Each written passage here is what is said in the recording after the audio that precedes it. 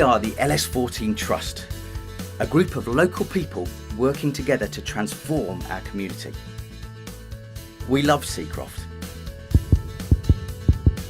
It has its problems, but we know it's a place of real potential, full of great people, and that together we can bring about change. Over the last year, we've been running a project called Eat. It has a simple premise, but we think it's a really good one. We wanted to find out what would happen, both individually and collectively, if we spent a whole year eating together as a community. So, that's what we did. We shared breakfasts and lunches. We sat down for suppers together. We had picnics in the park and street parties, and hosted family food clubs. And each time we ate, we got to know one another. We listened to each other, and we shared stories and experiences with one another. What would happen if we spent a whole year eating together? What would we learn about ourselves, about our community? Here's what we found out. Food is one of those things that transcends barriers. So it doesn't matter what kind of rubbish day you've had. If you can sit and have a cup of tea with somebody and a piece of cake or a bowl of fruit or, some tea and toast or, whatever, you have a starting point. It's almost like the beginning of a conversation. My name is Geraldine Talbot. I came here about a year and a half ago. It'll be 2 years in November. I came here for chronic stress. And it was so bad, it took 2 years before the hospital realised that it was chronic stress. And when I came here, I was really, really bad, crying constantly, 2 days crying and not knowing what it was for. And I had all my family putting on me all the time, and I didn't have the answers that they were looking for. And I just got myself in a muddle that I felt like I couldn't cope with myself. Yeah, I live about 5 minutes away from here. So, like I say, I've worked in kitchens before, but most of my jobs have been in hospitality and retail anyway. So at the minute I'm working in a local pub part-time, and this is like another thing that I like to do, come in, help out, and just, it's my way of giving something back. The food project that's been running has been great because my son's got a food intake disorder, and he has very limited food that he eats. He can't be around the smells and things like that and other people eating.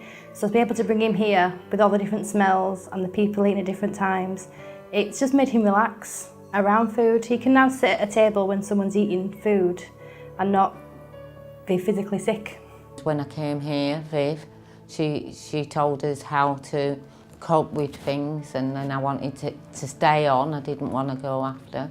And I've just been doing my art therapy, which I do to get away from things, and it's just bloomed. We do crafty cuppa for the ladies, and I couldn't eat very well at first because all the pressures of everybody was down on me, and if I ate, my stomach used to lock up, and I've learned how to healthy eat and slow things down and be able to cope with situations more. They've enabled me and helped me to talk with different people and everything else, maybe come out and shell a bit more and everything. But it's just the people, the way they speak to you, they're so kind, caring. Because of my son's condition, I was always very stressed about if he was eating, if he's not eating, if his sister was copying him not eating.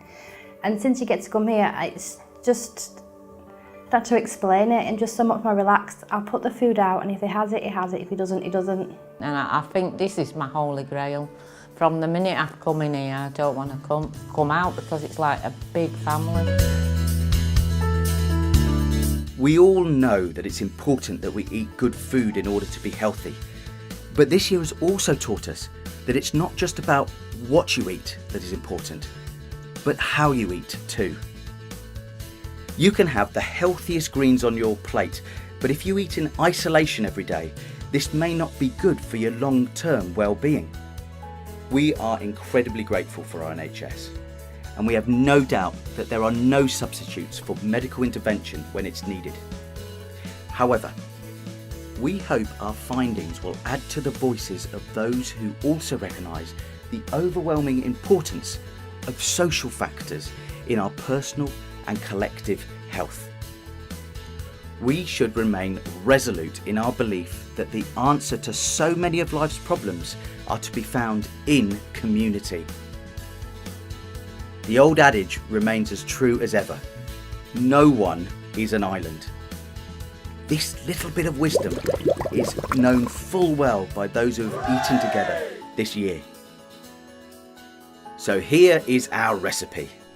A recipe that contains the right ingredients to create good and healthy community. This is our manifesto for how we want people to engage in community together. This is our recipe of resilience. S is for social. We like spaces that allow us to have fun and meet new people. E is for educational. We like to learn new skills, but keep it informal and allow us to move at our own individual pace. A is for accessible. We all have different needs, may require different kinds of support. Feel free to ask. C is for contributory. We like shaping, helping, and contributing. R is for respectful.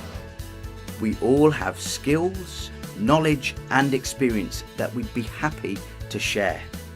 O is for open. Some community spaces can be intimidating. We like spaces that are hosted in a friendly and welcoming way. Oh, and food is a big part of this. F is for familiar. We value spaces in which we feel safe and secure, and where we are free to be ourselves. But start with where we are, and not where you think we should be. T is for tea. Cheers! Put the kettle on. Everything is better after a brew. We will continue to sit together, to listen to each other, to share stories and experiences, and of course, continue to eat together. And you are very welcome to join us. To find out more, visit ls14trust.org.